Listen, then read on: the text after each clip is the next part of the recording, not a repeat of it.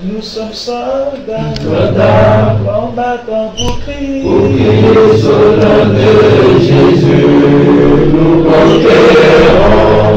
Nous sommes vaillants, Vaillants, c'est de la parole. La parole au nom de Jésus, nous conquérons. Nous sommes vaillants, Vaillants, cités à dessein. à dessein au nom de Jésus, nous conquérons. Nous sommes vaillants, Vaillants, cités à dessein. à dessein au nom de Jésus, nous conquérons. Quels qu'ils soient les effets, Nous conquérons au nom de Jésus, nous conquérons. quels qu'ils soient les menaces, Nous conquérons au nom de Jésus, nous conquérons. quels qu'ils soient les mensonges, Nous conquérons au nom de Jésus, nous conquérons. quels qu'ils soient l'adversité,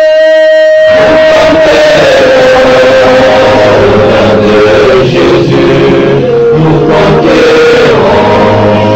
nous sommes vaillants, Vaillants, cités à dessein. à dessein au nom de Jésus, nous conquérons. Nous sommes vaillants, Vaillants, cités à dessein. à dessein au nom de Jésus, nous conquérons. Nous sommes vaillants, Vaillants, c'est de la parole. la parole au nom de Jésus, nous conquérons. Nous sommes vaillants, Vaillants, cités à dessein. à dessein au nom de Jésus, nous conquérons. Quels qu'ils soient les mensonges,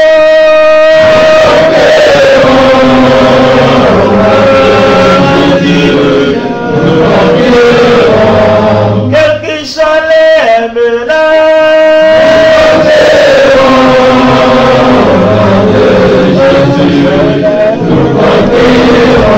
quels qu'ils soient l'adversité,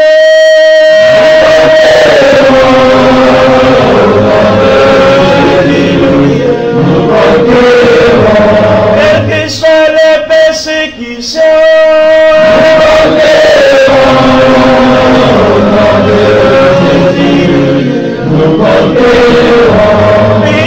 nous sommes vaillants, suscités à dessein. À dessein au nom de Jésus, nous conquérons. Nous sommes vaillants, Vaillants, c'est de la parole. la parole au nom de Jésus, nous conquérons. Nous sommes vaillants, Vaillants, cités à dessein. à dessein au nom de Jésus, nous conquérons. Nous sommes vaillants, Vaillants, suscités à dessein. à dessein au nom de Jésus, nous conquérons. Quels que soient les menaces, Au nom de Jésus, nous conquérons. quelle que soit la famille, Nous conquérons au nom de Jésus.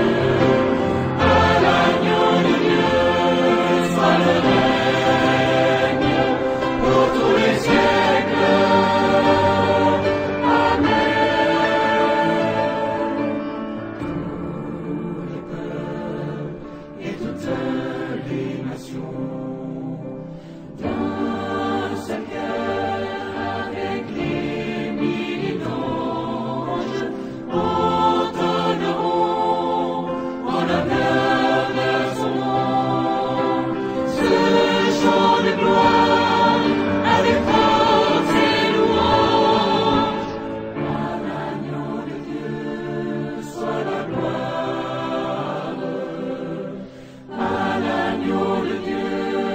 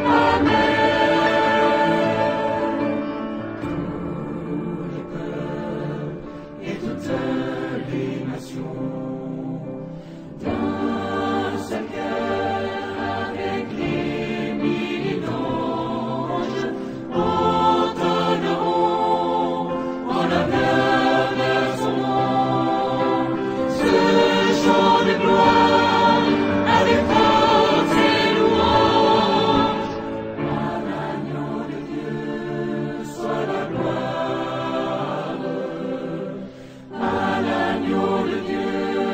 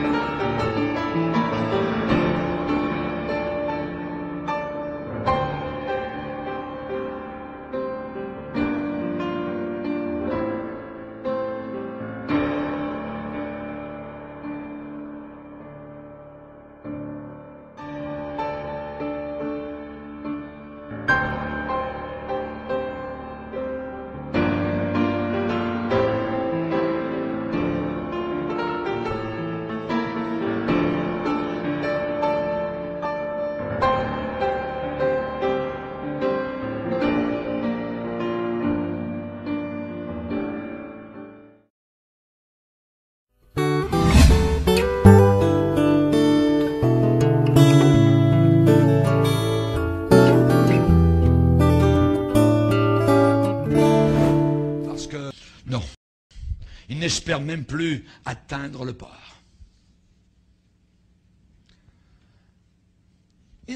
Non, pour eux, ils n'espèrent même plus. On appelle ça des apostats. L'autre jour, John MacArthur a reçu une lettre. C'était un jeune homme qui a reçu des cassettes, qui a reçu de l'enseignement, qui a reçu toutes sortes de choses. Et ce même jeune homme qui aimait la parole de Dieu lui a écrit en disant, Monsieur MacArthur, vous pourrez maintenant garder tous vos livres et tous vos cassettes et vos idées, parce que je ne crois plus un seul trait de mot de ce que vous déclarez. Hein? Un bon pasteur qui prêche la parole de Dieu, qui déclare le conseil de Dieu, et la personne qui a aimé, qui a été affamée de la parole, soudain rejette le même homme qu'il a aimé. Vous dites, mais qu'est-ce qui se passe? Comment une telle chose peut arriver? C'est simple, l'apostasie. Il y a quelque chose dans le cœur qui se faufile, un serpent qui monte et qui enroule le cœur de la personne. Le ciel, puis la Bible, tout ça, puis le dimanche matin, puis le dimanche soir, puis la prière, moi, le pasteur, c'est un fou, tout ça. Puis, si vous écoutez les démons de l'enfer, vous allez penser comme ça. Les démons travaillent. Si ce bateau, pensant qu'il est trop vieux, l'évangile, ouais, regarde, ouais, passé de mode, l'évangile, voulait dire que vous croyez encore à cette affaire d'évangile? Ben, trop vieux. Oui. Alors, ils vont naviguer sur d'autres bateaux, des yachts, plus beaux, plus élégants, voyez, qui sont, je dirais, bien peints, tout ça, c'est beau, tout ça. Mais pourtant, la Bible dit, il n'y a de salut en aucun autre. Car il n'y a sous le ciel aucun autre nom qui a été donné parmi les hommes par lequel nous devions être sauvés. C'est le bateau de l'évangile. Pas les autres yachts. Pas du tout. Voyez? Vous croyez encore au commandement de Dieu? Hein? Vous croyez encore que c'est pas bon de vivre en concubinage? Vous croyez que c'est pas bon de partir en appartement avec mon ami de fille? La Bible dit, aimez-vous les uns les autres, et vous dites, c'est pas bien. Ah, le diable tord la parole de Dieu. Comme ceux qui disent, ne faites pas la guerre, faites l'amour. Ouais. C'est la mort. Ensuite, on cloue les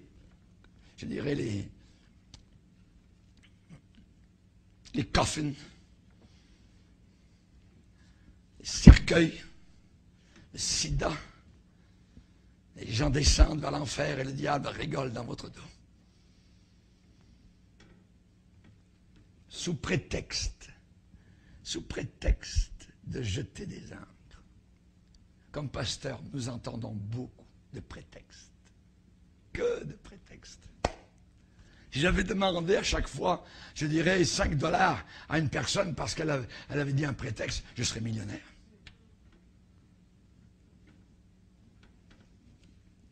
Prétexte. Vous savez ce qu'est un prétexte? C'est cacher le motif véritable.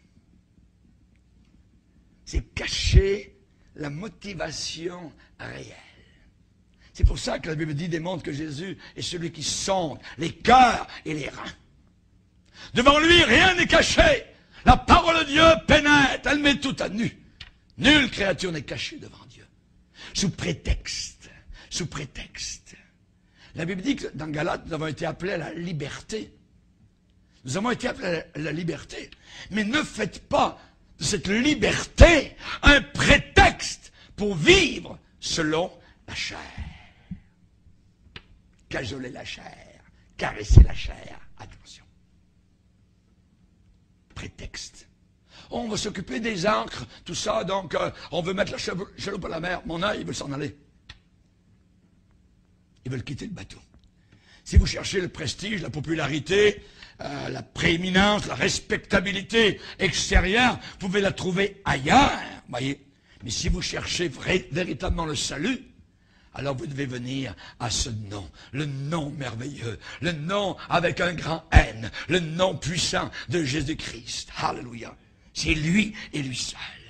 que les libéraux, s'ils veulent, essaient de moderniser le message. Leurs bateaux peuvent paraître plus beaux, ils peuvent paraître aller plus vite que le vieux bateau de l'Évangile. Mais ils n'arriveront pas à bon port. Ils vont couler, aussi vrai que Dieu est sur son trône. Si ces hommes ne restent pas à bord de l'Évangile, le vrai Évangile, ils ne pourront pas être sauvés. Pas tous ceux qui disent « Seigneur, Seigneur » qui entreront dans le ciel, uniquement ceux qui font la volonté de mon Père. La volonté de mon Père. Amen. Vous rappelez, comme la Bible dit, comment échapperons-nous si nous négligeons un si grand salut? Si l'on met de côté la croix et toutes les demandes de l'évangile de la croix, comment échapperons-nous? Le grand besoin de ces jours pour les chrétiens, c'est d'être suffisamment consacrés juste pour rester à bord. Le diable dit quitte, saute par-dessus bord, abandonne, lâche, et ainsi de suite. Le diable rôde. Nous avons été avertis ce matin par le Saint-Esprit de gloire. Il y a un message en langue interprétée. Il rôde. Il veut détruire. Il veut détruire. Et nous avons besoin, comme Église, d'être remplis du Saint-Esprit de Dieu. D'être remplis du feu de Dieu. Pour que les vipères, à l'intérieur, puissent sortir. Sous l'effet de la chaleur, les vipères sortiront.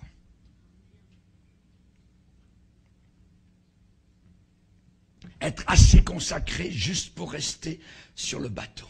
Il y a trop de personnes qui veulent abandonner le bateau dès que le bateau commence à tanguer, à rouler, dès que le trouble arrive. Le moindre petit vent les envoie par-dessus bord. Pouf, terminé.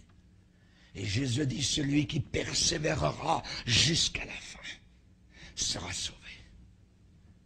Si vous ne restez pas à bord, vous ne pouvez pas être sauvé. Que Dieu ait pitié de celui ou de celle qui pense qu'il peut arriver au rivage céleste de lui-même. Que Dieu ait pitié de celui ou celle qui pense qu'il n'a pas besoin de l'Église, qu'il n'a pas besoin d'un pasteur, qu'il n'a pas besoin de direction, qu'il n'a pas besoin de prière, qu'il n'a pas besoin même de Bible. Si votre Bible, disait un grand homme de Dieu, a suffisamment de poussière dessus que vous puissiez écrire un mot sur votre Bible, alors vous êtes en direction de l'enfer. Spurgeon, le grand pasteur baptiste, disait cela. Si votre Bible a suffisamment de poussière dessus que vous puissiez écrire quelque chose dessus, vous êtes en direction vers l'enfer. Vous êtes damnés. C'est le genre de message que l'on entendait au siècle passé. Que Dieu ait pitié de celui qui pense qu'il n'a pas besoin de communion chrétienne, qu'il n'a pas besoin d'un ministère, qu'il n'a pas besoin de pasteur. Malheur à celui qui se targue, qui se lève contre l'autorité dans une église. Malheur à ceux qui créent des divisions. Malheur à ceux qui passent, je dirais, toutes sortes de fausses doctrines à l'intérieur. Hé, regardez, c'est merveilleux, le pasteur dirige mal, il faut que vous observiez le sabbat. Et on passe des pamphlets dans l'assemblée. Jamais de la vie qu'une telle personne soit ôtée du milieu de nous. Après avoir été averti et continué, que cette personne rejoigne les rangs des légalistes appelés les adventistes du 7e jour. Nous n'en voulons pas.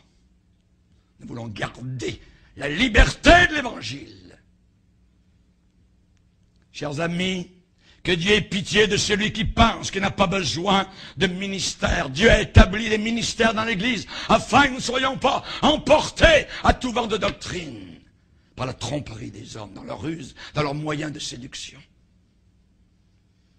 Le bateau de Paul a été brisé, mais ce bateau, le bateau de l'Évangile, ne se brisera jamais.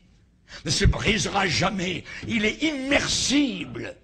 Il n'est pas comme le Titanic.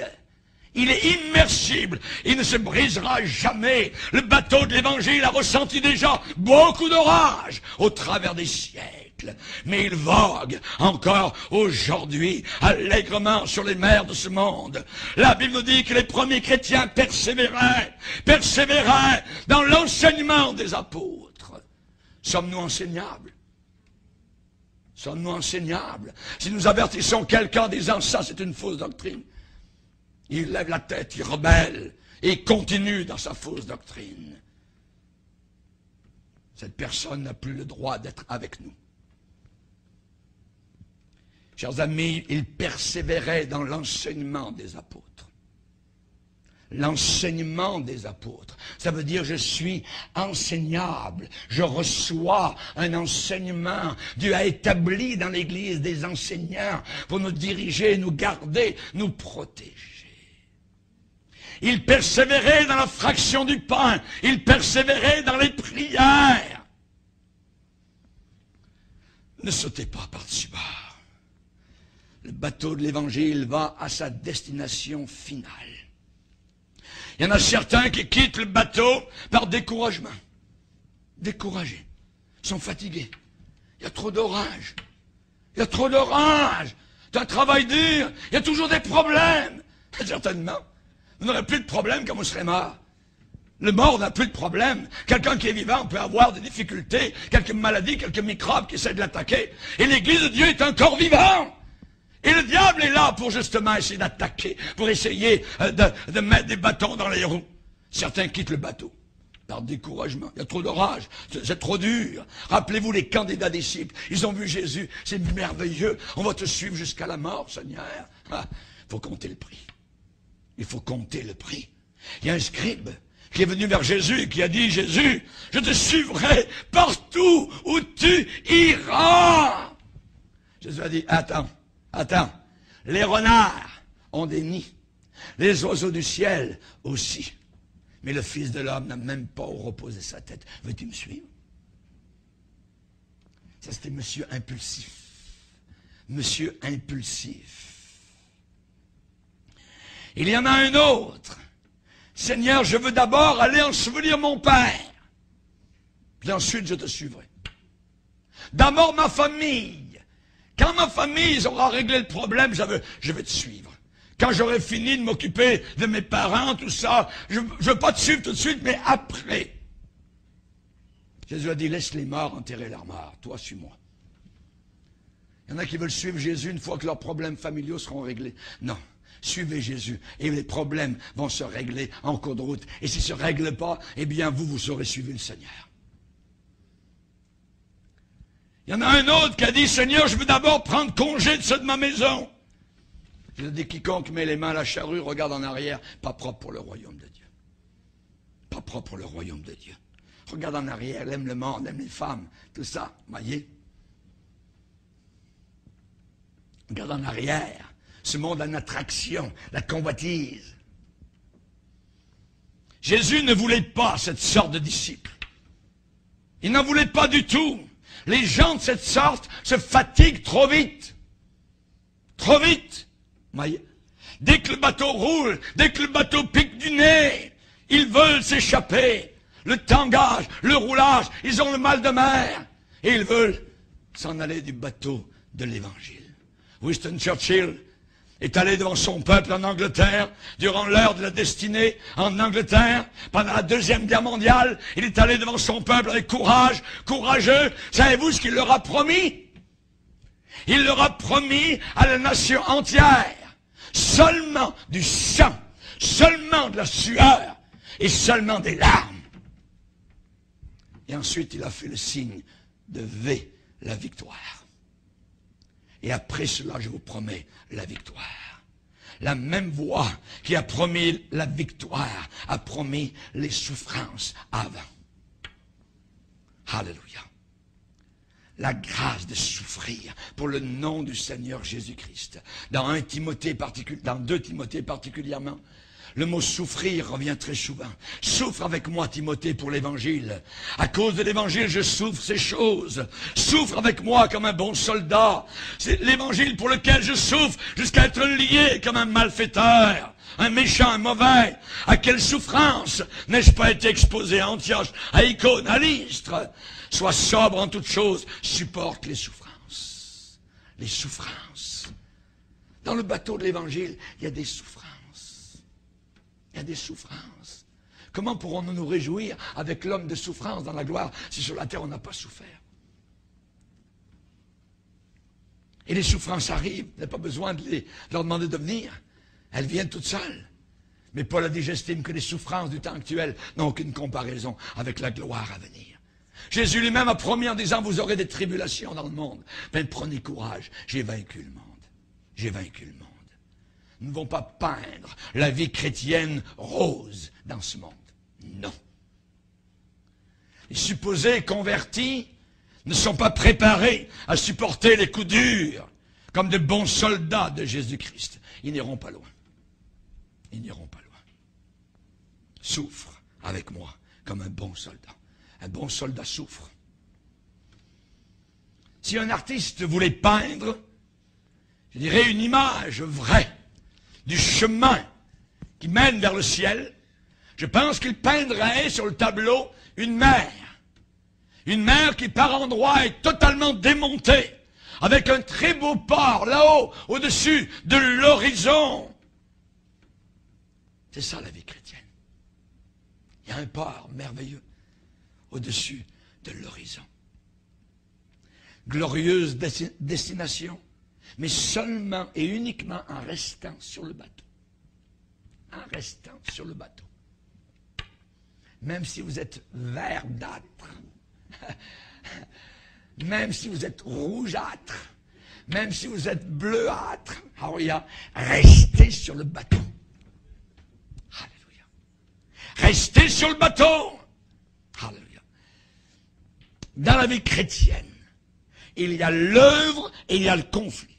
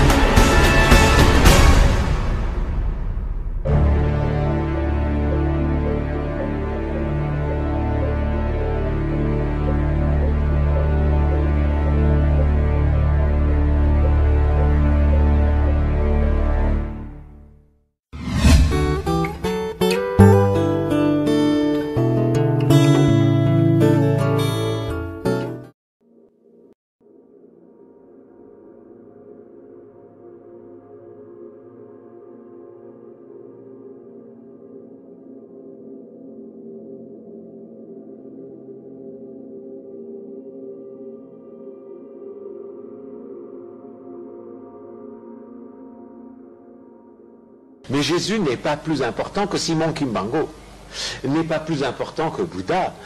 Tous les prophètes sont importants à égalité. Et ce ne sont que des messagers. Il n'y avait pas de Dieu le Père et Jésus n'était pas Dieu. C'était un messager, un prophète.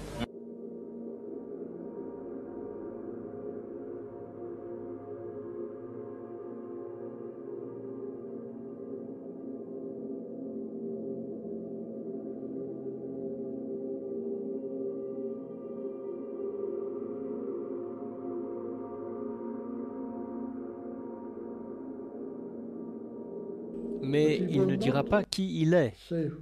Il ne se présentera pas en tant que maître Ya. Il ne veut pas de disciples.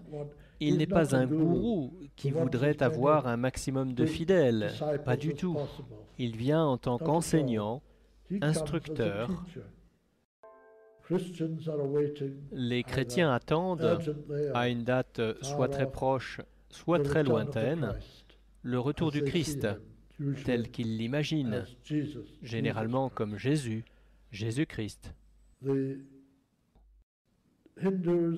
Les hindouistes l'attendent en tant que Krishna, une réincarnation de Krishna, ou Avatar Kalki, dont certains pensent qu'il est déjà là.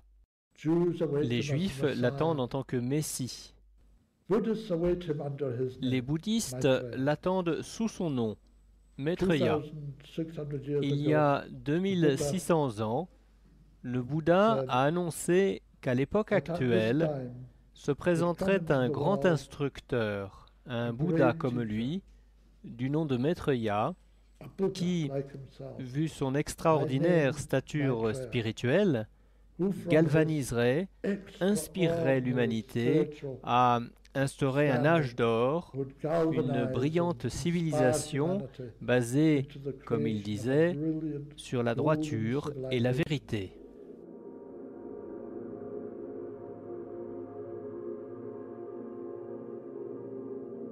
Je suis le grand monarque. C'est-à-dire qu'en fait, j'incarne l'énergie du Christ cosmique, ce qu'on appelle le Christ cosmique. C'est pas Jésus, hein. Il y a Jésus d'un côté et il y a le Christ de l'autre. Le Christ étant l'enseignant de Jésus, celui qu'on appelle Melchisadok. C'est un maître spirituel qui est dans le cosmos, donc, et qui accompagne les êtres de lumière qu'on appelle la confédération des maîtres du cœur sacré, parmi lesquels on retrouve donc Jésus, on retrouve Bouddha, on retrouve la Vierge Marie. Le monde occulte est en pleine ébullition. Ils savent que ce livre allait arriver. Parce que quand vous lisez dans Ésaïe 19, 20, on annonce la venue premièrement du Sauveur et un homme très important, de quelqu'un de mystérieux. Et cette personne est tout simplement en face de vous. Bon, tout simplement parce que Zulula déjà veut dire ceux qui viennent d'en haut. Donc celui qui vient d'en haut. Et sans le Père, je ne pouvais pas venir dans ce monde. Comment a-t-on pu essayer d'imposer comme ça une religion raciste, car c'était une religion raciste, le christianisme. Dieu est blanc et il a créé toutes les races, à son image.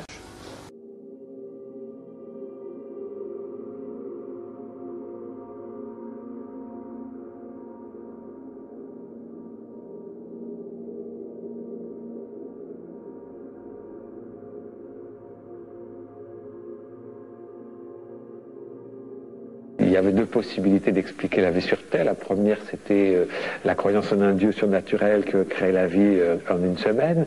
La deuxième, c'est la théorie de l'évolution. J'insiste sur le mot théorie. Et puis, arrive une autre explication suite à un contact que j'ai eu avec les Elohim, ces êtres, justement, qui ont créé la vie sur Terre il y a très longtemps, en laboratoire, par une maîtrise scientifique. Donc on peut, pour résumer notre philosophie, notre religion, c'est la science, comme je le dis souvent. On croit à la science et uniquement à la rationalité et à la science. Les musulmans l'attendent sous la forme d'un grand imam, l'imam Mahdi. Et certains croient qu'il est déjà dans le monde, d'autres qu'il viendra très bientôt.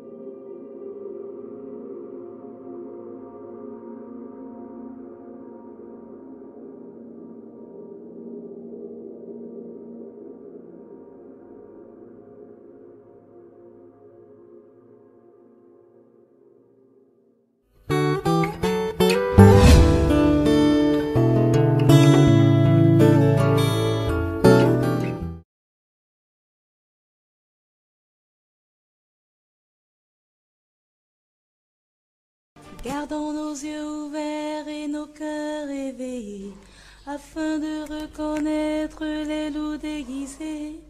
Car dans les derniers temps viendront de faux docteurs, essayant de séduire l'Église du Seigneur.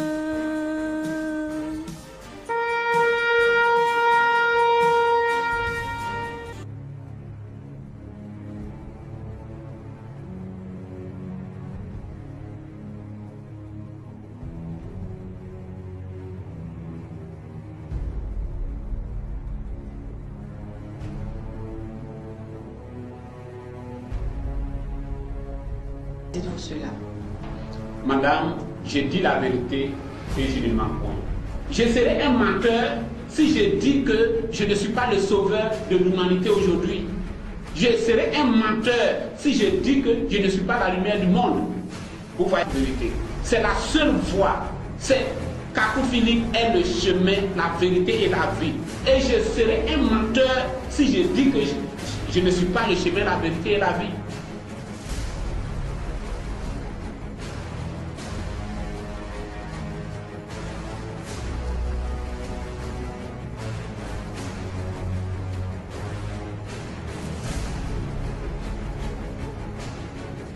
Aujourd'hui, on va vous démontrer par l'Esprit du Père, mon Père qui m'a envoyé dans ce monde, dans cette époque, dans ce siècle, qu'il n'y a qu'un seul enseignant. Bref, toujours est-il que le Père a permis que je sois le seul dépositaire de la loi, le seul qui va porter sa parole dans cette époque-ci, dans ce siècle.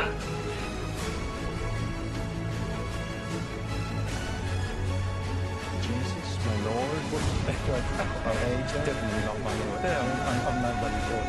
Just call me AJ, or like my name is Stephen, obviously, but most people don't feel comfortable calling me Jimmy, so Do you on occasion? How does it feel, Jesus, talking to us today, everybody watching it, and knowing that 99.9% of that audience are mocking you, laughing at you, saying, this man is bonkers, and she must be as bad as him? Well, you know, I've experienced that kind of treatment most of my life in the first century, as well as the life we also received that kind of treatment. So we're fairly used to that kind of treatment. I think when the majority of people actually hear or listen to what we say, then of course they have a much deeper interest in what's going on with everything we see, and we receive donations from people obviously because that's the only way we live. We don't have any other form of income. But usually we receive donations from people that are happy with what they hear. It's more consensual. Do you not call Paul the big Christian leaders and say, I'm a bulldog, but just to let you know, I'm here, I'm back in town? Well, my policy has always been, for the last 2,000 years, never to force myself onto people. So I would never force myself onto the Pope or force myself onto a religious leader to have a discussion. If they want to have a discussion with me, I'm very open to having a discussion with them. The primary message is that there's two forms of love. There's the love that comes out of the individual, given to another, and there's God's love that can enter the individual. And God's love has the power to transform not only the individual into becoming a more loving person, but also transform the world. And what we're trying to encourage people to do is to engage this process with God.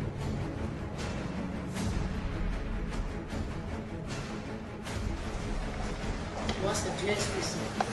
Je vais faire comme ciel et comme terre, Père de Jésus-Christ, époux de la Vierge Marie. Avec un peu de bon sens. Quand on voit prendre la main comme ça, que c'est Dieu. Bon, il y a des évidences.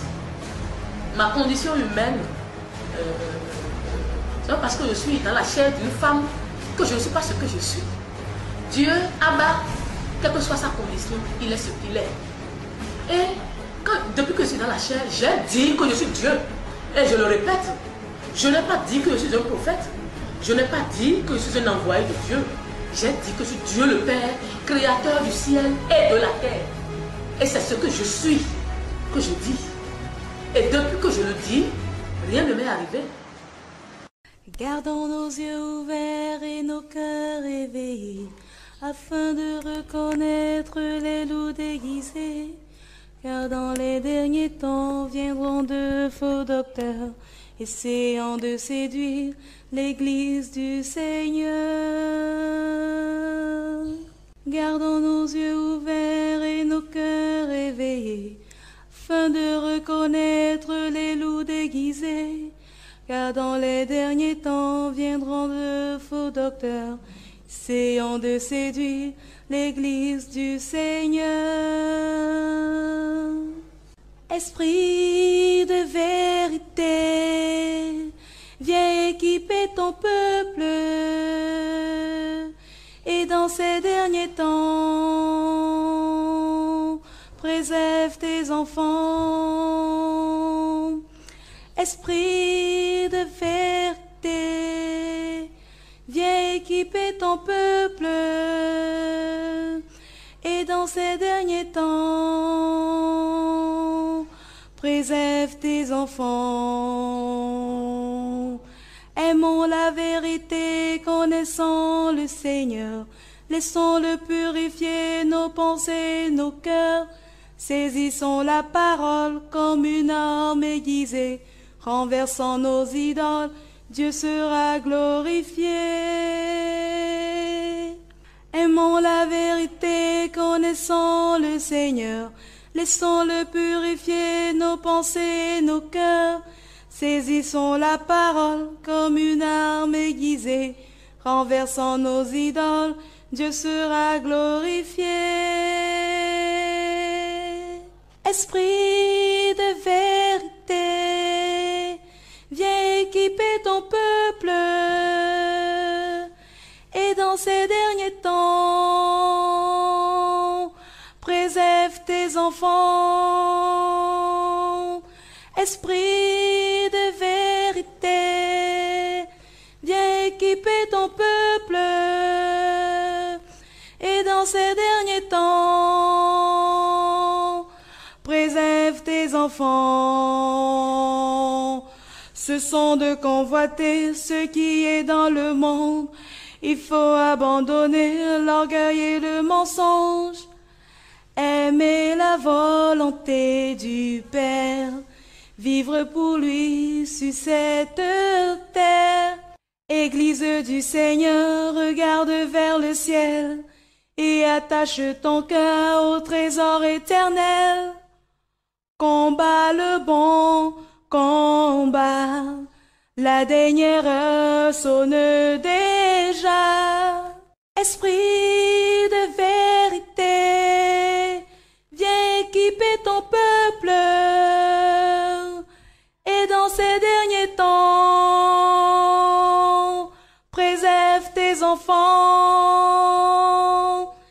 Esprit de vérité, viens équiper ton peuple, et dans ces derniers temps, préserve tes enfants.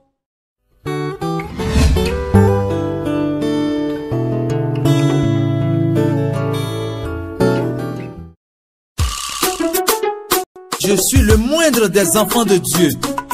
Je ne suis pas digne d'être appelé chrétien, parce que j'ai trop péché. Mais par la grâce de Dieu, je suis ce que je suis, et sa grâce envers moi n'a pas été vaine. Merci Jésus. Éternel des armées, viens nous sauver, ô miséricordieux, aie pitié de moi. Éternel des armées, viens nous sauver, ô miséricordieux, aie pitié de moi. De même je vous le dis, il y aura plus de joie dans le ciel pour un seul pécheur qui se repent que pour 99 justes qui n'ont pas besoin de repentance. C'est vrai.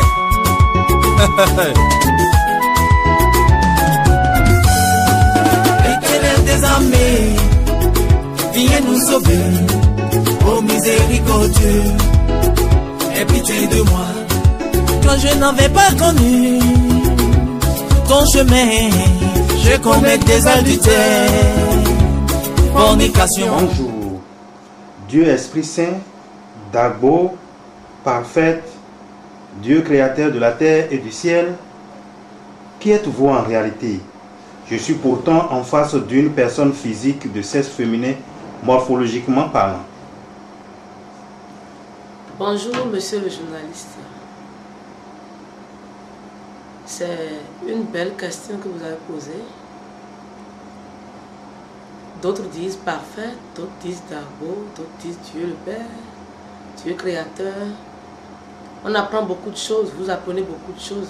Et c'est d'ailleurs pour cela que vous voulez comprendre davantage ce que c'est. Moi, je ne suis pas parfaite. Je suis Dieu le Père, créateur du ciel et de la terre. Dieu Esprit Saint. Parfaite, c'est une femme, c'est un être humain, comme vous, comme tous les êtres humains, mais la différence c'est que elle n'a pas été engendrée, elle n'est pas née, elle n'est pas venue d'une femme comme ça, c'est mon temple. Parfaite, c'est en quelque sorte comme un bureau, c'est le corps dans lequel je viens pour travailler et pour retourner au ciel. Donc moi, c'est Dieu le Père. Et Dieu, le papa de l'humanité, Dieu, le papa de Jésus-Christ, Dieu, époux de la Vierge Marie, Dieu d'Abraham, de Jacob, de David, de Moïse, Dieu des prophètes, Dieu de tous les temps, Dieu hier, aujourd'hui, et jusque dans l'éternité, je serai Dieu. C'est pour ça qu'en fond, les gens m'appellent Darbo, ce qui veut dire grand-papa. Grand-papa, parce qu'ils reconnaissent que je suis le papa de Jésus-Christ, et Jésus-Christ qui est leur papa. Donc je suis leur Darbo. C'est pour ça qu'on m'appelle Darbo. Donc quand on dit Dieu le Père ou Dieu Esprit Saint, et quand on dit Darbo, c'est la même chose. Ce n'est pas, les significations ne sont pas différentes. C'est la même chose. Mais je ne suis pas parfaite. Celle qu'on appelle parfaite, c'est autre chose carrément.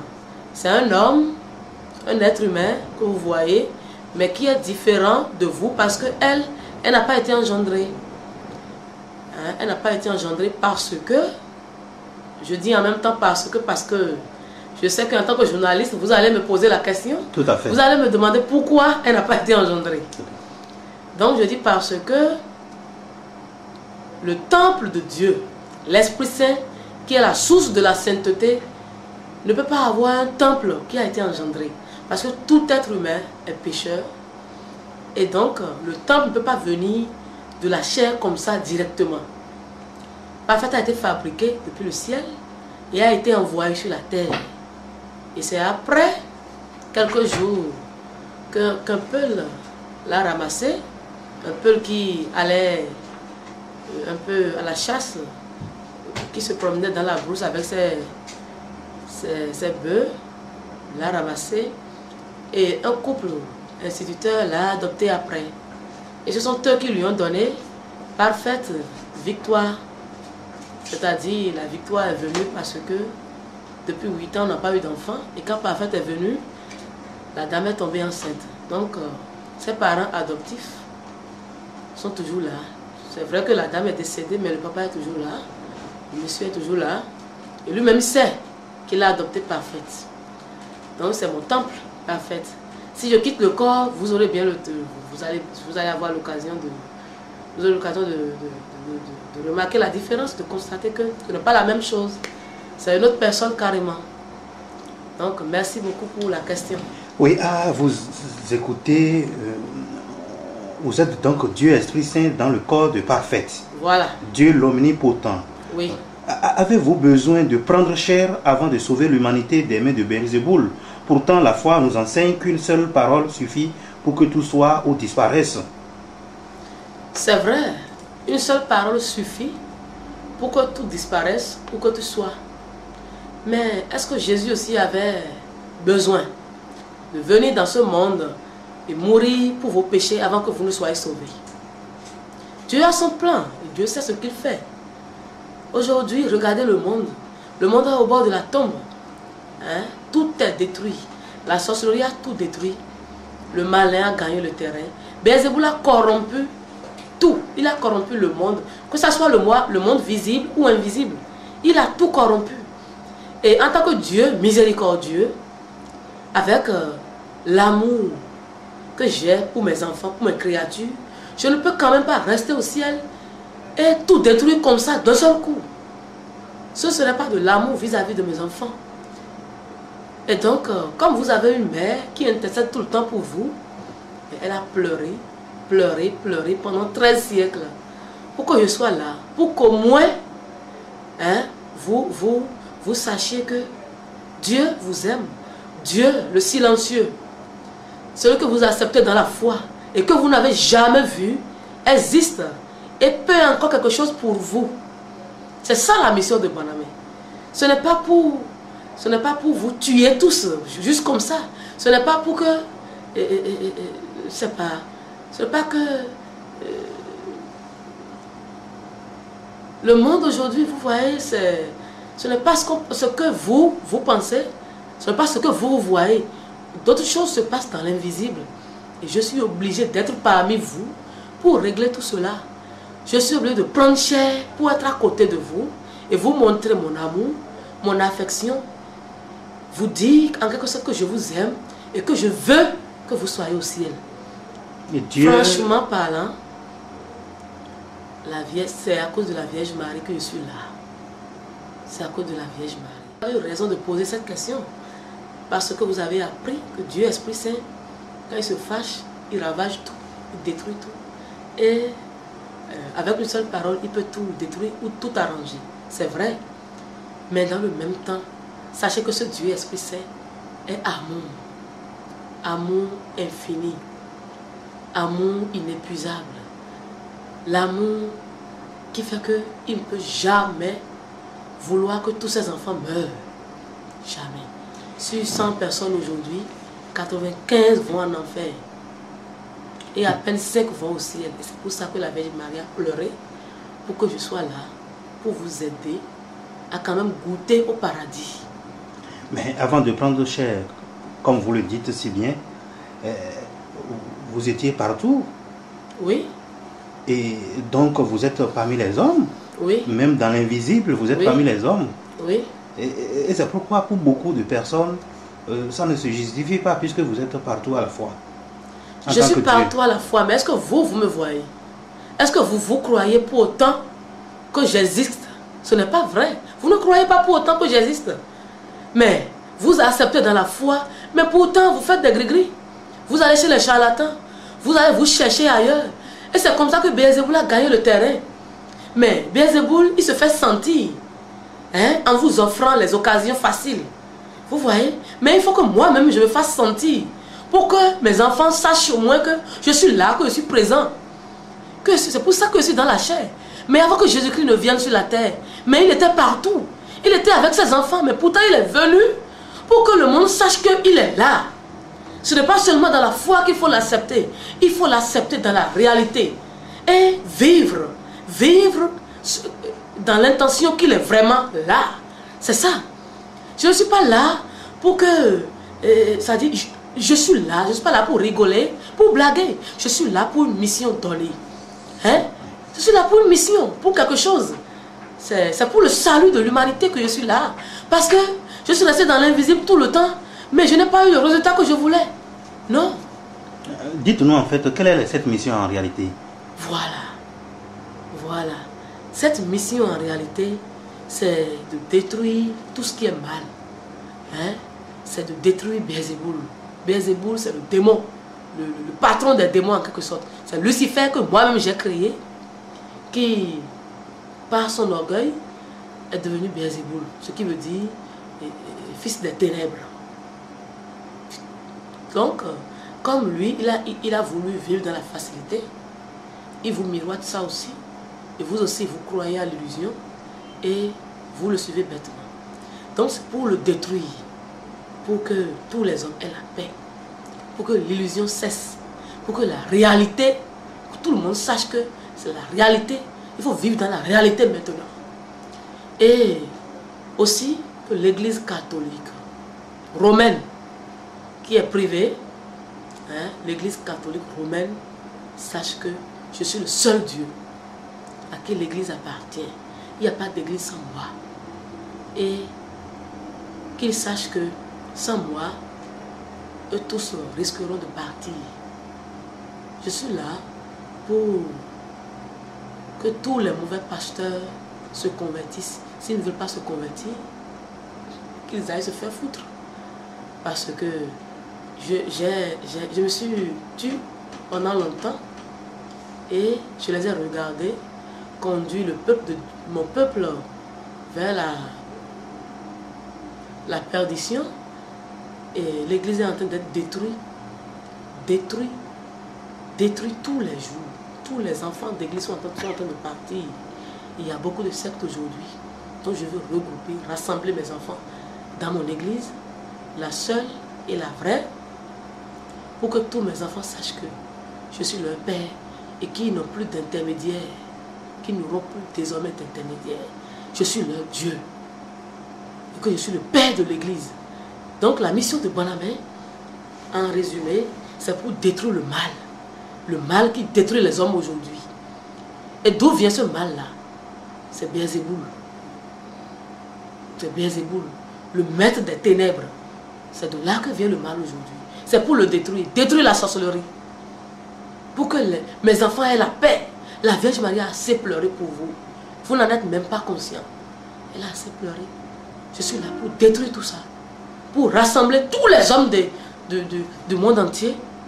Hein, dans la seule église catholique qui ne sera plus romaine, hein, église descendue du ciel, l'église la vraie, l'église de Jésus-Christ, l'église que Jésus-Christ a créée, hein, au prix de son sang, au prix de son sang.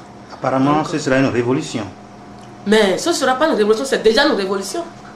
C'est déjà une révolution parce que ça chauffe là. Vous-même, vous êtes au courant de tout ce qui se passe aujourd'hui au Bénin. Donc, ça chauffe déjà. Les politiciens, les religieux, tous ceux qui sont sorciers, tout ça. Ça chauffe déjà. Il y a beaucoup d'histoires partout, qui viennent de partout. Personne ne veut accepter Bonamé. Vous-même, vous le savez bien. Personne ne veut accepter. Et donc, ça chauffe déjà. C'est la révolution. C'est la révolution. Mais je ne dis pas grand-chose.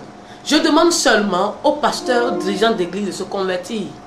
S'ils ne veulent pas se convertir, qu'ils me laissent mon église. Je vais leur arracher ça. Et c'est déjà fait. Donc ils n'ont pas d'autre choix que d'accepter. Puisque je suis leur Dieu, ils n'ont pas d'autre choix que d'accepter ce que je vais dire. C'est ça. Mais ce ne serait pas une tâche facile puisque c'est des siècles et des siècles qu'ils ont mis à organiser cette église, humainement parlant, à leur façon. Comment comptez-vous y arriver avec Vatican, Rome, la curie romaine, avec toute la structuration? C'est toute une institution. Monsieur le journaliste, vous dites que ce ne sera pas une tâche facile, mais ce sera une tâche facile parce que moi je peux tout. Je suis Dieu. Et sachez que vous êtes en face de Dieu, Dieu qui détient votre souffle. Vous qui êtes là, si je décide à l'instant là même que vous partez, vous allez quitter ce monde. C'est ça. Je peux tout décider quand je veux. Je peux tout arranger comme je veux. Mais je décide tout du ciel. Et tous les saints m'obéissent. Et tout ce qui est sur la terre doivent m'obéir. Si je le veux. Je ne sais pas où vous tenir. Mais vous n'êtes rien du tout. Ces dirigeants d'église qui disent que l'église a été créée il y a 2000 ans, l'église a 2000 ans d'expérience, il y a une institution, il y a une doctrine, il y a ci, il y a ça. Mais c'est moi la doctrine. Sans moi, il n'y a pas de doctrine. La théologie qu'ils ont appris. Mais c'est moi le théologue. Sans moi, il n'y a pas de théologie. Tout ce qu'ils ont appris se repose en moi. C'est si moi j'atteste que c'est vrai. Quand je n'atteste pas et que je n'accepte pas, mais tout est nul. Vous savez, tout ce que vous valez, c'est ce que vous valez auprès de Dieu. C'est ça. Quand vous ne valez rien auprès de Dieu, mais vous n'avez aucune valeur. Et cette valeur, c'est moi qui vous la donne. Et donc, la mission de Bonamé, mais c'est vous qui trouvez que ce sera difficile. Moi, je trouve que c'est facile. Parce que moi, mais je ne suis pas resté pendant des siècles au ciel pour rien. Je n'ai pas fait des siècles au ciel avant de venir juste parce que je dormais là-bas, ou parce que je n'avais pas autre chose à faire. Non. C'est parce que, même dans les moindres détails, j'ai déjà tout arrangé. Hein? Quand j'emprunte un chemin, je sais déjà où je vais. Je sais déjà, c'est vous qui avez les hommes Dieu qui ne sachez rien. Moi, je sais déjà, je sais où je vais, je sais ce que je fais, hein? Je sais comment aboutir, je sais par où prendre. Vous êtes des êtres humains, mais moi, je vois au-delà de tout. Je vois à travers les murs. Est-ce que ce n'est pas plus facile de détruire Belzéboul simplement que de prendre chair pour venir Non. C'est vous qui l'avez créé, Lucifer, vous l'avez maudit pour qu'il devienne Belzéboul, oui, et qu'il nous crée tous les ennuis aujourd'hui. Est-ce que simplement il n'était pas possible de détruire Belzéboul? Est-ce que la solution était de rester au ciel et de détruire Belzéboul? Ce n'était pas la solution. Et tous ces sorciers-là, qui aujourd'hui sont sorciers, hein,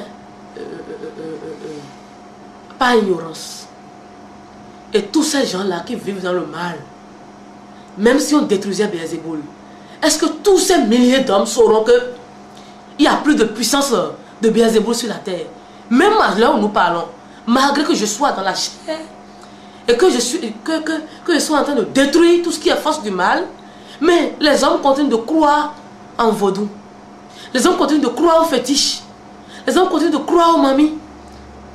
Et si je restais dans l'invisible là-bas, et que je détruisais Belzéboul, mais ce ne serait pas la solution. Je n'allais rien arranger, au contraire. Au contraire.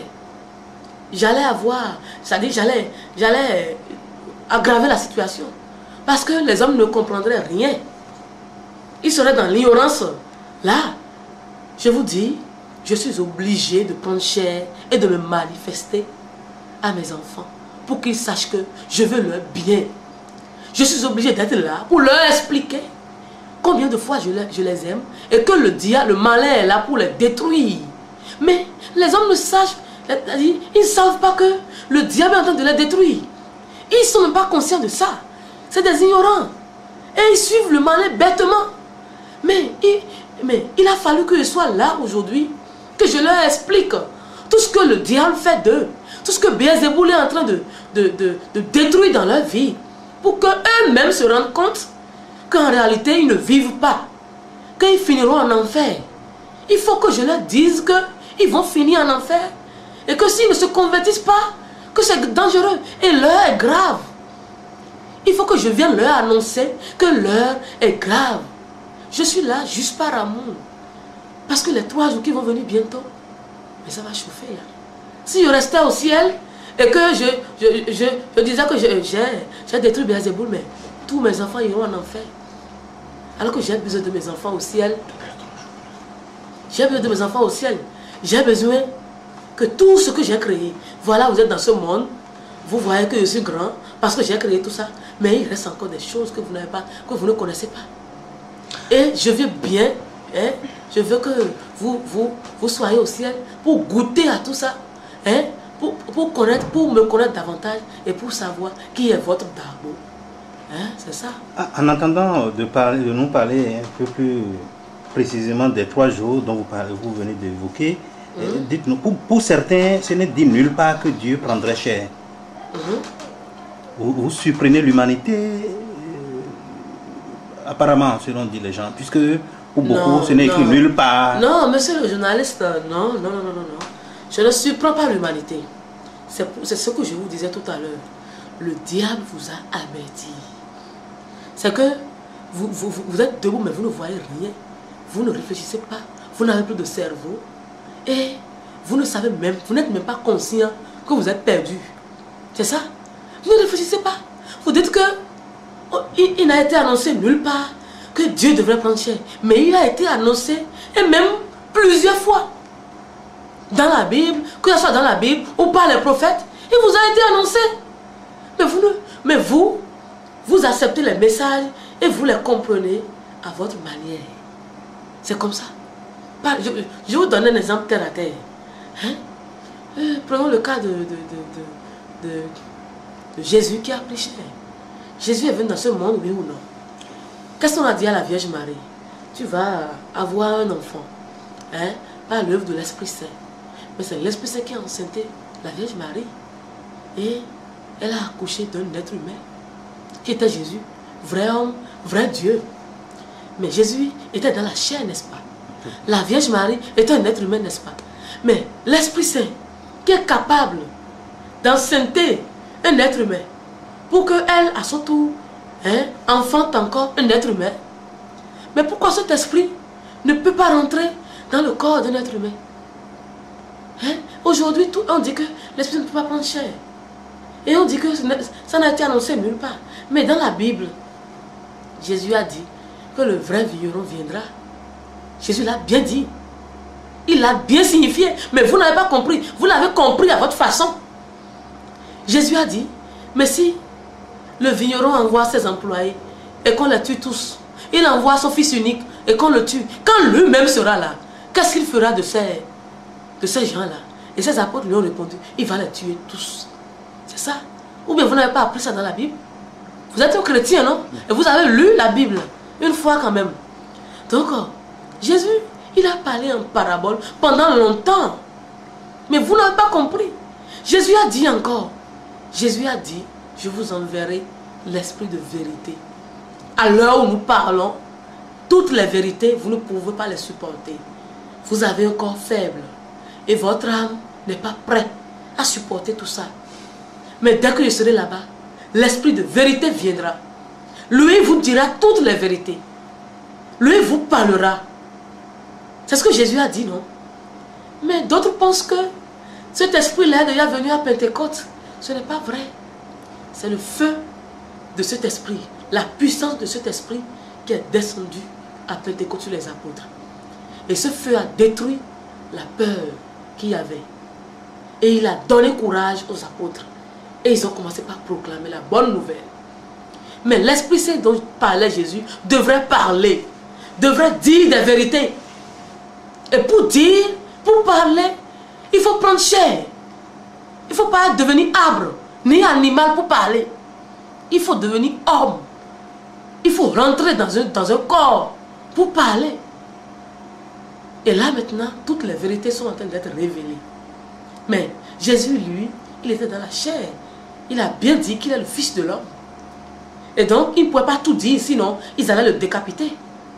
Mais il sait que son Père, en tant qu'esprit, lui ne mourra pas. Personne ne pourra le tuer. Et aujourd'hui, qui peut me tuer, moi? Personne. Quel que soit le fusil, le couteau, et tout ce que tu as, tu ne pourras pas me tuer. Si les dirigeants de l'Église catholique pouvaient, ils allaient le faire déjà. Et comme ils ne peuvent pas, ils disent un peu de tout, juste pour empêcher l'œuvre d'évoluer. Mais moi, je conduis ma barque. Donc, il a été dit à plusieurs reprises. Même Ézéchiel l'a dit. Même Saint Paul l'a dit. Les prophètes l'ont dit. Dieu, il arrivera un moment où Dieu, il rassemblera ses enfants de toutes les nations sur une colline. Et il n'y aura plus d'intermédiaire. Il parlera à son peuple. Hein? Mais il faut lire la Bible. Donc, il ne faut pas... C'est les ragots. Selon vous, avec toutes ces explications, pourquoi tant d'acharnement des responsables de l'Église catholique romaine, alors que nous avons appris qu'au début de la mission de Banamé en 2009, on les voyait autour de vous? Mais je viens de parler de la vérité. Je viens de parler de la vérité qui est en train d'être révélée. Mais le monde est souillé. Et le drame, c'est que les dirigeants de l'Église catholique aujourd'hui sont trempés dans l'obscurité. Ils sont devenus ténèbres même. Ils ne sont même plus dedans. Eux-mêmes sont devenus ténèbres. Et ils vivent dans l'obscurité tout le temps. Tout ce qu'ils font, c'est dans l'homme qu'ils le font. Et vous les chrétiens, vous voyez la soutane blanche. C'est ce que vous voyez à l'extérieur. C'est en ça que vous croyez. C'est ça. C'est ça que vous croyez. Vous ne cherchez pas à savoir ce qui se passe quand on finit de vous dire la messe. Qu'est-ce qui se passe après ça? Vous ne cherchez pas à savoir. Mais c'est ce que vous dites que vous acceptez. C'est tout. Vous, c'est l'apparence qui vous trompe. Eux, ils sont autre chose derrière vous. Ils sont dans tout ce qui est diabolique. Ils ont signé des pactes avec Beelzéboul. Je le dis. Et je suis responsable de ce que je dis. Je sais ce que je dis. Et eux-mêmes, ils le savent. Je ne suis pas un Dieu douillet. Je ne suis pas un Dieu con, un Dieu imbécile en qui ils ont cru tout le temps. Je suis Dieu, celui qui peut tout, celui qui voit tout, et qui se manifeste dans l'invisible. Et je sais comment je me manifeste. Et je sais comment je sévis. Vous savez quoi? Ces gens-là, ils sont plus dignes d'être pasteurs. Ils ont vécu tout le temps dans l'obscurité. Et maintenant que la réalité est là, la vérité est là, la lumière est là, ils n'acceptent pas. Au début, ils ont cru en autre chose. Et après, ils ont découvert autre chose. Mais au début, ils ont cru que Matthias, qui a aujourd'hui Christophe 18, ils ont cru que il est rentré dans une mafia. Ou bien il est allé trouver un pouvoir quelque part qu'il a emmené. Donc, eux-mêmes, ils vont s'infiltrer dedans et ensemble, ils vont bouffer. Mais ils étaient avec nous au début dans un autre esprit. Dans un autre esprit. Puisque eux, ils sont dans le mensonge. Ils ont cru que c'était le mensonge. Mais quand ils se sont rapprochés et ils ont découvert que c'est la vérité ici, tout ce qu'on est dans l'obscurité, on le révèle ici. Et la lumière jaillit et les ténèbres ont commencé par disparaître. Et eux, pour sauver leur face, parce que le monde entier, à partir de Bonamé, le monde entier saura ce qu'ils sont. Et on sera obligé de les dévoiler, puisque je ne suis pas un Dieu qui soutient d'autres et qui, vous voyez déjà, qui protège d'autres. Qui protège d'autres. Et donc, je suis un Dieu de justice. J'ai commencé par dire, mes enfants, vous avez assez fait avec la lumière, les ténèbres, vous avez assez cheminé avec Beelzéboul, vous avez assez dîné avec lui. Maintenant, il faut que vous et nous, on dîne ensemble. Et comme dîner avec moi, c'est dîner avec le feu. Et le feu, et comme le feu ne fait rien de bon, le feu détruit tout ce qui est mal là, mon feu détruit tout ça. Eux, ils ont choisi Beelzéboul. Et c'est comme ça qu'ils ont fait demi-tour. Petit à petit, ils ont commencé par nous dénigrer. Et vous voyez, leur malheur que, effectivement, je suis Dieu. C'est leur malheur. Si c'était que je les trompais, je trompais le monde en disant que je suis Dieu, mais là, ils auraient gagné. Mais leur malheur aujourd'hui est que je suis vraiment Dieu. Et c'est là que ils se sont rendus compte qu'ils sont coincés. Parce que quand ils ont affaire à toi, mais tu es cuit, tu es foutu. Quand l'église catholique romaine s'acharne contre vous, ils n'ont même pas besoin de s'acharner. Il suffit juste d'un coup de fil et toi tu es grillé. Il suffit seulement qu'ils aillent en nuit sabbatique une fois et tu es foutu. Mais ils ont tenté tout ça. Et voilà que Dieu est têtu. Et moi, je suis... Mais sans moi, il n'y a pas de puissance. Sans ma volonté, rien ne se passe. Mais un évêque béninois a déclaré que Bonamé c'est une calamité et que mieux, il dit que si pendant longtemps au Bénin, avec le problème de rareté de pluie, si le Bénin vit cette situation de rareté de pluie, et que c'est le fait que cette petite parfaite s'est autoproclamée Dieu. Alors, qu'en dites-vous? J'ai appris ça aussi. Bon, vous les journalistes, vous êtes au parfum des informations. J'ai aussi appris ça. Il est allé raconter. Ça, ce n'est pas parler, c'est raconter. À Savalou, voilà. C'est ce qu'il est allé raconter. Vous savez, en tant qu'autorité religieuse, lui, Gagné-Antoine, monsieur Gagné-Antoine qui parle, qu'est-ce que lui a pu faire pour arrêter la petite parfaite dont il parle? Vous voyez, quand il dit que c'est à cause de parfaite qu'il n'y a pas la pluie au Bénin, que Dieu s'est fâché contre le Bénin et qu'il n'y a pas la pluie. Est-ce que Dieu se fâche? Quand moi je me suis fâché contre eux, évêques et prêtres, parce qu'ils ne se convertissaient pas, qu'est-ce qu'ils ont dit dans ce pays? Dans ce même pays, ils ont dit que Dieu ne se fâche pas. Dieu ne s'énerve pas. Mais pourquoi lui trouve maintenant que Dieu s'est fâché? Pourquoi Dieu se fâche? Dieu ne se fâche pas normalement. Mais ce sont eux qui connaissent Dieu. Ce sont eux qui savent comment Dieu doit agir. Ce sont eux qui parlent à Dieu. Hein? Ce sont eux les intermédiaires entre Dieu et le peuple, non? Ce sont eux qui intercèdent pour le peuple auprès de Dieu. Mais maintenant, pourquoi ils n'ont pas intercédé pour que leur Dieu puisse arrêter parfaite pour que le peuple ait la paix? Mais eux, ils peuvent donner des ordres à Dieu, de dire à Dieu, mais toi, fais en sorte qu'il y ait la pluie. Hein? Eux, ils peuvent dire ça à Dieu. Pourquoi eux, eux qui se disent hommes de Dieu, ce sont eux qui ont tous les pouvoirs. C'est après eux, c'est Dieu.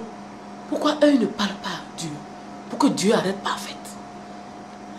Mais dans ce même Bénin, il y a des années, il y a plusieurs années maintenant, il y a eu la famine au Bénin parce qu'il ne pleuvait pas.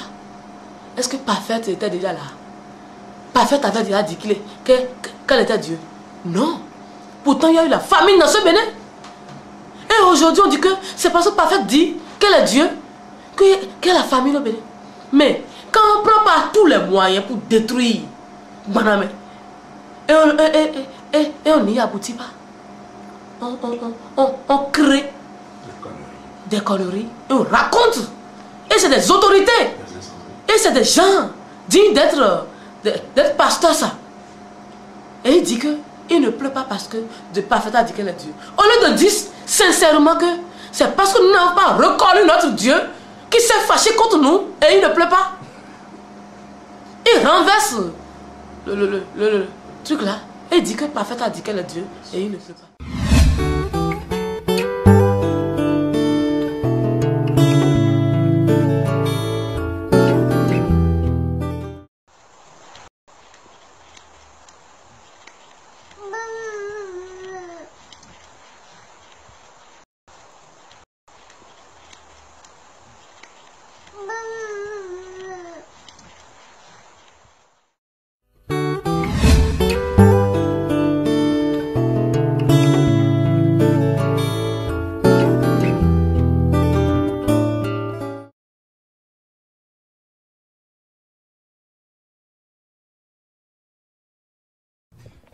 YouTube, comment allez-vous mes amis? Dans cette vidéo, je vais vous exposer plutôt les pasteurs sataniques et comment les repérer. Je vais vous dire juste attention à qui vous écoutez lorsque vous écoutez un pasteur. Il n'y a rien de mal à s'interroger sur les mots. Vous savez, lorsque j'ai commencé à devenir chrétien, je me questionnais comme les gens qui étaient chrétiens depuis longtemps. Je me questionnais sur tout. La Bible dit qu'un bon pasteur ou une personne de Dieu produit de bons fruits et une mauvaise personne produit de mauvais fruits. Comment repérer un sataniste? La plupart d'entre eux sont des gens très charmants, vous savez, très heureux, vous mettent toujours de bonne humeur et la plupart d'entre eux ont toujours des postes élevés, comme des médecins, pilotes, nommez-les. Mais comment vous les repérez? Vous voyez, je connais beaucoup de gens riches qui ne sont pas des satanistes. Mais qu'est-ce qui diffère entre eux? Qu'est-ce qu'ils disent? Qu'est-ce que leur croyance? Essayez tout simplement de leur parler de Dieu. Vous savez, juste un peu.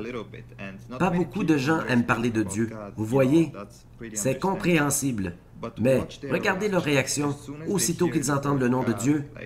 C'est comme si une force venait à vous. Vous voyez, leur attitude, tout change. La haine monte. Ils ne montrent pas qu'ils ont de la haine, mais vous le ressentez simplement. Aussi, une autre chose que les satanistes feront habituellement. Ils vont tous essayer de vous changer en tant que personne comme vous êtes. Par exemple, Ils vont venir à vous et vous direz « Wow, cette personne a vraiment une bonne influence. » Mais pensez à ce qu'ils disent. Je connais un sataniste qui disait en parlant des gens pauvres, « Comment pouvez-vous fréquenter des gens pauvres? Vous savez que les gens pauvres se plaignent, et les gens pauvres sont toujours jaloux de vous, et ils vous apportent vers le bas. Ils embêtent avec leurs problèmes. » Alors, ce gars me disait, « J'aime plutôt être ami avec les gens riches que de négocier avec les problèmes des pauvres. » Je lui ai dit, « Écoute mon ami, ils sont pauvres parce qu'ils n'ont pas eu beaucoup dans la vie. Cela ne signifie pas qu'ils vont toujours être comme cela. En même temps, tout le monde est égal à mes yeux. Riches, pauvres, d'où qu'ils viennent, la couleur de leur peau. Vous savez, c'est cela l'humanité, de s'aimer les uns les autres. Et tout le monde est égal. Dès que les gens arrêtent le racisme, de parler racisme, les choses vont changer pour le mieux, croyez-le ou non. Mais les satanistes essaieront de vous changer. Pensez-y. Lorsque j'étais sataniste, je sortais mes amis. Regardez, je leur disais, je peux te donner un emploi. Je peux t'aider à trouver un emploi. Je peux faire ceci pour toi. Dans mes pensées, à ce moment, maintenant, je ne peux plus penser à un exemple comme cela. Mais quand j'adorais Satan, je pensais comme cet ange de lumière, en voulant apporter l'espoir dans la vie des gens, en apportant le diable, parce que c'est comme cela que le diable se montre lui-même. Il aime venir à toi en se présentant comme l'espoir de Dieu. Je suis venu à travers cette représentation, donnant un faux espoir aux gens et ensuite essayant de changer les gens. Je disais, tu devrais avoir plus confiance en toi, leur montrer en les motivant, leur faire savoir comment ils étaient grands.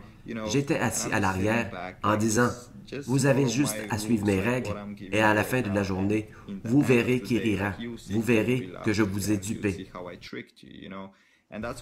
Vous savez, c'était mon processus de pensée.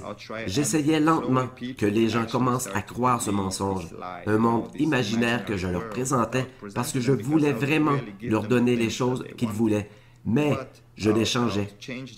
C'est comme l'argent, par exemple. Quand une personne devient riche, la personne change en se disant « Oui, je suis le patron, ce sont mes règles. » On devient présomptueux. C'est la façon dont je les éloignais de Dieu, en devenant arrogant et traitant les gens de mauvaise manière. J'ouvrais les chemins aux démons pour entourer cette personne parce qu'il ne faisait pas le bien dans ce monde. En ce même temps, en faisant le mal, il blessait Dieu. C'est ce que j'avais l'habitude de faire. J'ai maintenant honte de cela, réellement. C'est comme cela que vous repérez un sataniste utilisant cette lumière d'espoir, mais vous devez vraiment connaître cette personne et éviter que cela se reproduise pour vous.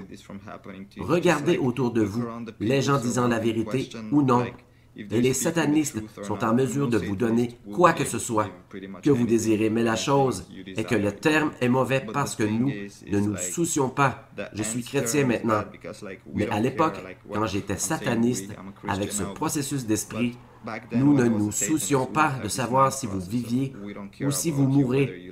Notre but est de vous décevoir et de faire la fierté de Satan. Vous savez que les gens qui travaillent avec lui le voient et font des choses avec lui. Vous savez comment faire tout son travail en gros, et vous êtes à peu près comme un soldat. Vous recevez des ordres directs, et vous allez dans la vie d'une personne, et vous commencez à faire le travail que vous connaissez, et passez ensuite à la personne suivante, et à la prochaine, et c'est un peu méchant. Vous savez parce que lorsque vous pouvez aider les gens, cela vous donne un bon sentiment. Vous avez fait quelque chose pour cette personne, mais en même temps, ces personnes ont un ressentiment auprès de vous de les avoir aidés à s'en sortir. Ils sont plus disposés avec leurs âmes. Vous avez le contrôle d'eux. Si vous leur demandez quelque chose, ils doivent vous retourner la faveur. Sinon, ça va être mauvais pour eux, et ils le savent. Quand ils savent le pouvoir derrière tout, s'ils ne suivent pas les règles, à la fin de la journée, ils peuvent finir morts, ou vous pouvez aller près de la famille, ou kidnapper quelqu'un qu'ils aiment, ou torturer cette personne, ou quelque chose juste pour lui faire du mal. C'est comme cela que ça fonctionne. C'est un casse-tête, un processus, et Satan est un génie. mais un mauvais génie. Vous savez ce qu'il fait. Il tord les choses. Vous pensez, « Wow, ma vie prend un sens.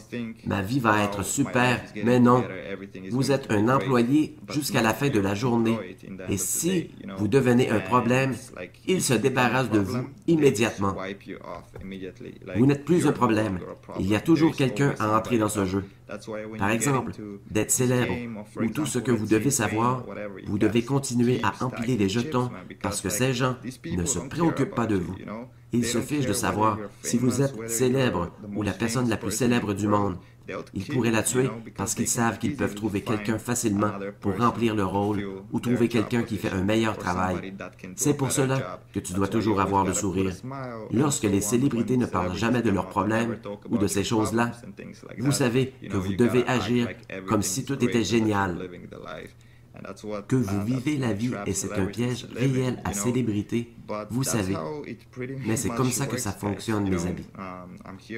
Je suis là pour vous exposer ceci et faites attention parce que selon mon opinion, maintenant, il y a plus de satanistes que de chrétiens et certains n'ont même pas conscience ce que sent un sataniste. J'en avais pas conscience 2 ans avant d'être sataniste.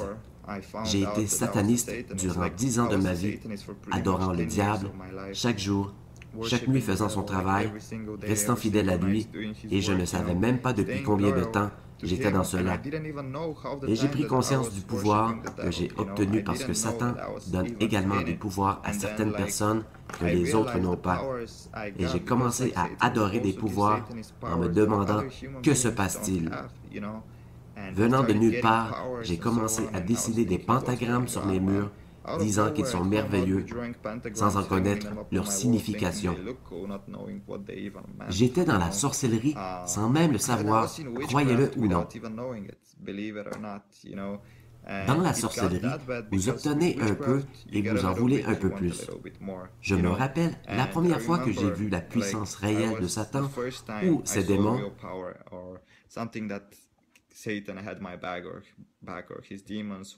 C'était, je me souviens que j'étais à l'université, vous savez, il y avait un gars qui se moquait de moi parce que je m'habillais un peu bizarrement.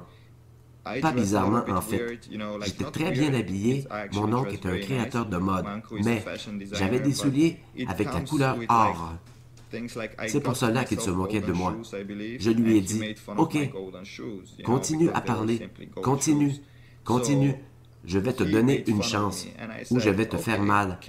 Si mal qu'il va te blesser toute ta vie, n'importe où tu regarderas. » Et il dit, « Oui, pars avec tes conneries, tu ne connais rien, tu n'es personne. » Je lui ai dit, « Ok, attends, tu verras. » Je suis rentré chez moi, j'ai prié Satan. Il m'a montré le diable comme un boom monté tout droit et il m'a dit qu'il sentait mes émotions. Il dit, « Que se passe-t-il? » Je vous le dis, que ce gars, le lendemain est venu chez moi parce que j'ai envoyé des démons à sa maison pour hanter sa famille, tout le monde, son ami, tout le monde. Qu'est-il arrivé?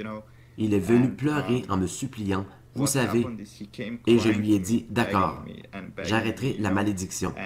Mais la chose est que j'ai parlé au diable pour annuler le châtiment et le diable que j'adorais, le diable n'est pas un démon. Il est encore un ange. Satan n'est pas encore en enfer. Il n'a jamais mis le pied en enfer, pas encore. Satan est dans ce monde, se promenant de gauche à droite, gauche, droite, trompant les gens, faisant son boulot. Alors, Satan a réellement dit « Non, non, non, personne ne se frotte à nous, et il va connaître mon nom le restant de sa vie. » Ses parents ont divorcé, ils ont vécu la crise financière, et ce gars est devenu, je crois qu'encore aujourd'hui, est un héroïnomane, ou peu importe. C'est simplement le pouvoir des ténèbres. Si vous n'êtes pas chrétien, si vous n'êtes pas béni de Dieu, vous n'avez rien à perdre à croire en Dieu. Donnez-lui une chance, juste à être dans votre chambre et dire « Dieu, es-tu ici? » Et bien sûr, sa présence magnifique viendra avec toi. Ceci est une vidéo, mes amis. Je ne me souviens même plus quand j'ai commencé à parler.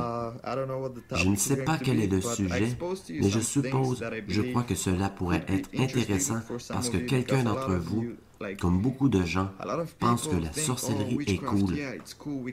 Nous pouvons avoir tellement de pouvoirs et de choses.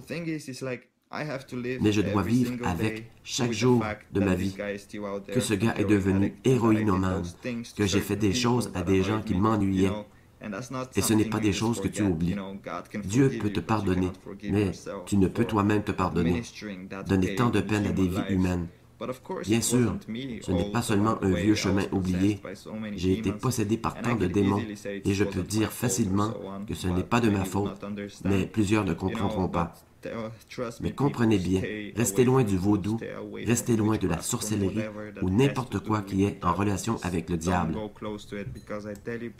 N'allez pas vers le diable, parce que je vous le dis, ceci peut être attirant en premier lieu, mais cela m'a coûté mon enfance et bien des choses.